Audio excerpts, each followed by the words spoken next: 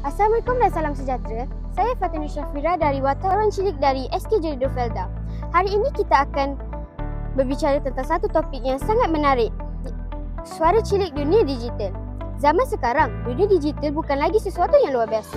Malah, ia sudah menjadi sebahagian daripada hidup kami, murid-murid sekolah rendah.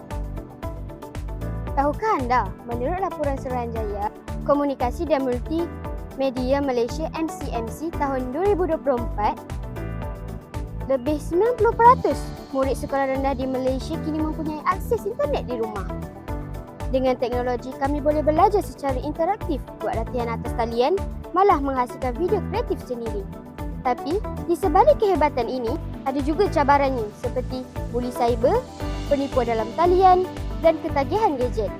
Sebab itu pentingnya kita menjadi pengguna digital yang bijak dan beretika. Sekarang, jom kita terjah beberapa rakan saya untuk mendengar pendapat mereka tentang dunia digital. Hai, nama awak siapa? Nama saya Nasyahira binti Abdul. Syahira, awak suka guna telefon untuk apa? Saya guna telefon untuk mengambil ilmu, cari maklumat dan sebagainya. Bagus, itu baru pengguna bijak digital. Awak pula? Untuk mengedit video dan membuat poster digital. Wah, hebat tu. Teknologi memang boleh bantu kita jadi lebih kreatif kan? Inilah bukti dunia digital bukan sekadar hiburan, tapi juga ruang untuk kami belajar, berfikir dan mencipta.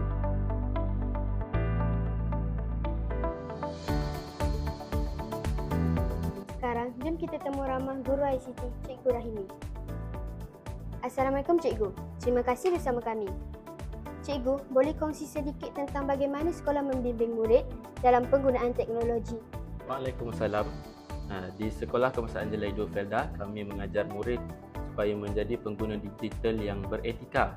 Kami juga ajar murid cara untuk melindungi maklumat peribadi dan mengelak untuk klik pautan yang mencurigakan dan supaya murid berinteraksi dengan sopan di alam maya.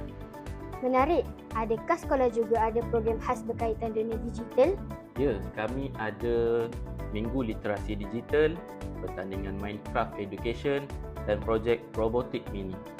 Kami mahu murid untuk gunakan teknologi bukan sekadar untuk bermain, tapi untuk mencipta dan menyelesaikan masalah sebenar.